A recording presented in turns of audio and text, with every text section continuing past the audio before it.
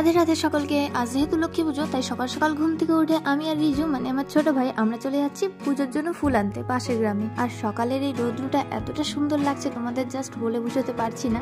যাই হোক, এখানে আমি বেশি কিছু ফুল পাইনি, শুধু কয়েকটা সাদা ফুলই পেয়েছি, তো সেগুলোই তুলে নিয়ে চলে যাচ্ছি তাড়াতাড়ি বাড়ি।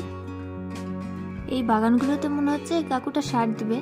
দূরে যে গ্রামটা দেখতে পাচ্ছ সেটাই আমাদের গ্রাম। আর এখন এই গাছ থেকে তুলে নিব আমরা বেলপাতা। গাছটা অনেকটা লম্বা হয়, আমরা একটাও বেলপাতা পারতে পারছিলাম না। তারপরে এই দাদাটা আমাদেরকে বেলপাতা পেরে দিল আর আমি তুলে নিলাম ধান গাছ আর কয়েকটা ধানের শীষ। তারপর এখন চলে যাচ্ছি বাড়ি। আর এসে ছোট মা আর আমি বেলপাতাগুলো সব বেছে নিলাম। তারপর বাড়ি এসে দেখি মা নিরামিষ ওভেন আর পুজোর বাসনগুলো সব বের করে রেখেছে। তারপর আমি তাড়াতাড়ি করে ওভেনটা মুছে নিলাম আর পুজোর বাসনগুলো ধুয়ে নিলাম আর বাকি জিনিসগুলো সব ধুয়ে সাইডে রেখে দিলাম।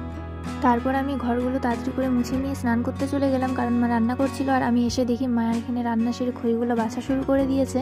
তারপরে আমিও এখানে মায়ের হাতে হাতে পুজোর সব জোগাড় করে দিই, কারণ মা প্রসাদ বানাচ্ছিল।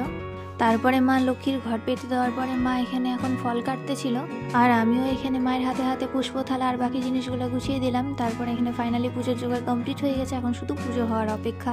ফাইনালি এখন পুজো শুরু হয়ে গেছে। আর আজকের পুজোটা একটু স্পেশাল, কারণ আজকের পুজোটা বাবা না ভাই করাচ্ছিল। আর এটা ওর ফার্স্ট পুজো, বাবা বাইরে পুজো করাতে গেছিল, তাই আমি এখানে মা আর ভাইয়ের কিছু ছবিও তুলে দিচ্ছিলাম। আমাদের পুজো শেষ হয়ে আমরা সবাই এখানে প্রসাদ খেয়ে নিলাম আর প্রসাদ বিতরণও করা হয়েছিল। যেগুলো বেঁচেছিল ওগুলো মা ঢেকে রেখে দিছে। আজকের ব্লগটা তাহলে এখানেই শেষ করছি, ভালো থাকবে সবাই।